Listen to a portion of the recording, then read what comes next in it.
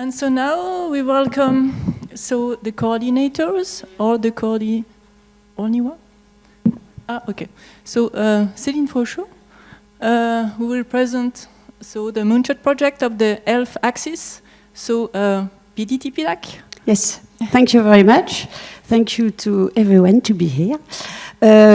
I should have been with Vincent, but Vincent could not come because of personal problems, but I'm sure he's behind his computer, so coucou Vincent! So, before we did a lot of brainstorming when we applied for this project, and with all the chemists and the biologists, and during maybe 2 hours, we were thinking what kind of cancer we want to treat. And it was the first question, because it could have been many types of cancer. And we decided to focus on pancreatic cancer because of what it has been done what it has been said before. The 5-year survival rate is 5%. There is no real solutions. And there will be more and more people who will have this kind of cancer, you can see that. So it's very necessary to find new therapeutic solutions. So PDT can be one, but of course alone, but for sure in combination with others. So now you know what is PDT because Marina explained and also Anne-Sophie. So it's another way to present it. So effectively the light, you can put the light with LED, with light, with sun, with fiber. Everything can work. It depends on the cancer you want to treat. You need oxygen, and it's true that when you do fractionation of light, then you allow the reoxygenation of the tissue. And photosensitizer. So the photosensitizer, it can be injected in blood, but it can be also a cream, depending on the kind of cancer, and you can also have it in water, and you can drink it. PDT is done every day in the world, in Europe, in France, even in Paris. So mainly in dermatology, but also there are clinical trials nowadays for brain cancer, as you said, Anne-Sophie, but also for lung cancer. So it is really something that is developed for clinical application. But if we add this project, it means that there are still things to do. And these things to do is that there are still some improvement to do. Concerning light, there are many chemists in France who do very nice molecules. I am a chemist, so I can complain. But there are not so many people who deal with dosimetry. And if you have a very good molecule, but you don't send a good amount of light, no way.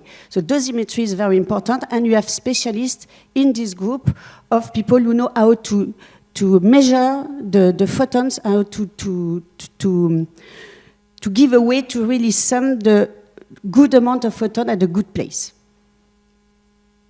The light penetration, if you have fibers, it's not a problem. But sometimes we cannot use fibers.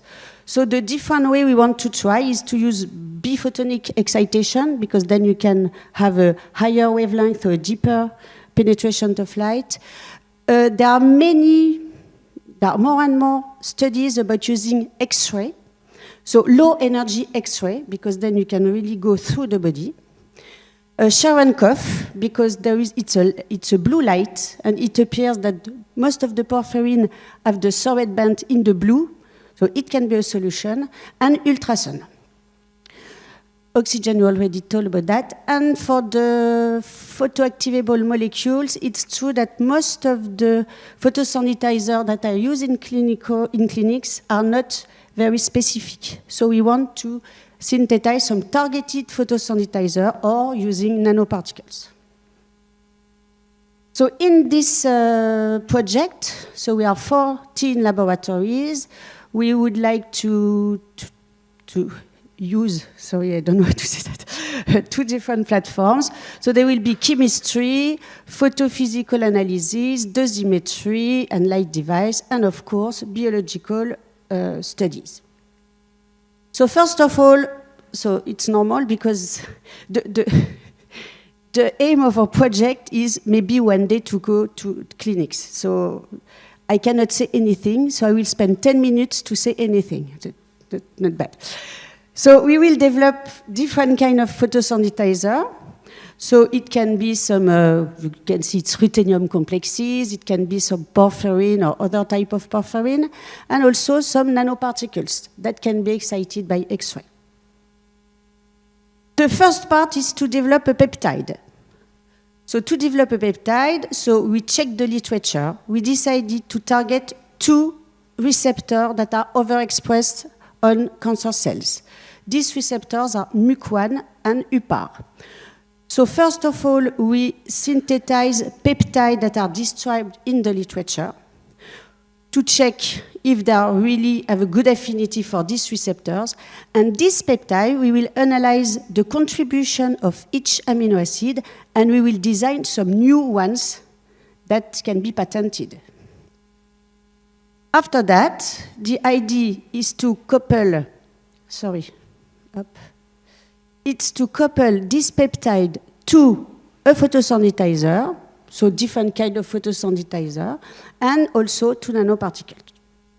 So this is what we have done nowadays. We developed some peptides and some photosensitizers. The second work package is light matter interaction. So it has still not started yet. The postdoc arrived 1 month ago, I think. So we will start soon. Of course, we can already detect singlet oxygen in solution because we can do that in our lab. But after, for all the physical model of wave propagation and the Monte Carlo simulation for short-term dosimetry, it will be done in the next year. Concerning the in vitro biological studies, for sure, for this kind of project, we need some molecule. So we need to synthesize the molecule, and after we can do the biological studies. So it didn't start, but we already order all the cells. So all the cells culture has been done in Lille, and all the cells have been sent to all the biologists who want to work in this project. So then we will work onto the same cells in different laboratories. So for sure, if we didn't do in vivo experiments, we still didn't do in vivo experiments, but as Anne-Sophie showed, in Oncotype, they developed some specific device that can be used to treat several mice together. So the partnership, so 14 laboratories. I think we should find some people in Bretagne, because you see, there is no one. Management framework, so I am a project leader with Vincent. The VP manager are Valérie Heitz, Annabella, Gilles Gasser, Nadir Adelem. The scientific committee, so are all the people involved in this project. And what is very interesting, I think, for us, is that we have an advisory board. And in this board, we have Serge Mordon, who is the co-founder of Emerion. So Emerion is a French company founded 5 years ago, who developed the system of illumination and the photosensitizer to treat glioblastoma, which is the brain cancer. It's in phase 2 in the United States. So it's very important in our consortium to have some people who really know about what they, because chemists, they are very nice, they do many molecules, but at the end, they have to go to the patient. We have also Nicolas Jonquier, who is a specialist of pancreas, and we have 2 surgeons. And for us, it's very important to have surgeons, because if they believe in what we do, then it proves that we can do something. And so it's already 1 year. So in this 1 year, we synthesized a molecule. We started the photophysical study. We order the cells, and now we will have to work hard.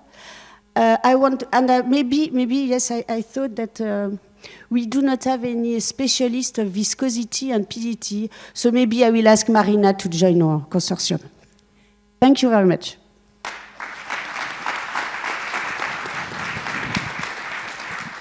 Thank you, Céline. And actually, we have time for questions. if you have one or two questions. Not, yeah.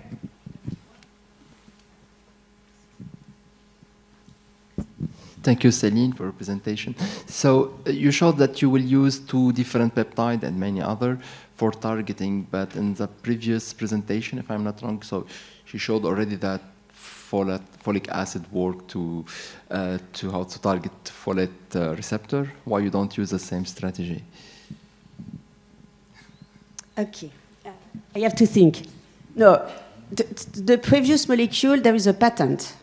And there is a patent, and it's specific for ovarian metastases. So we don't want to use this. Maybe we can use folic acid for this type of, for sure we can use, because folic acid receptor is overexpressed.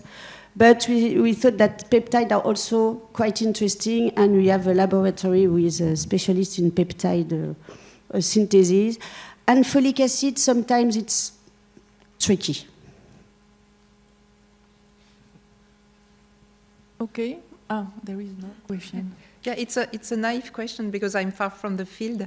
So how long does it take from the synthesis of the amino acids to the clinical applications, to the patients, I would say? It depends on the chance. No. The peptide synthesis, we have a robot that it goes very fast. So it's not the problem. Then you have to find a peptide that has a good affinity. So then you have to wait to have the result of affinity. Then this peptide has to be very stable. Then you have to wait to have the result for the stability. And then if nothing happens, then you go back to the beginning. So if you are lucky, the synthesis and the coupling of the photosynthesizer, it can go quite fast. After, all the in vitro studies take some... It depends on what you want to prove, but if you do immunology, it can take 1-2 years. In vivo, it's even more. And then after, it's just the beginning of the problem. Because you have your molecule, you have your system, then you have to patent, and then when you patent, then after you have to find money, at least 1 million. And then after, you have to do all the GMP synthesis and the tests. We had the patent in 2019.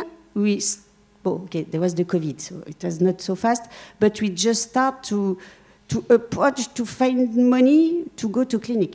So it takes some time. Thank you. Years. Okay, thank you. I think that we have to move on. So you will have time to discuss with Céline later. Thank you.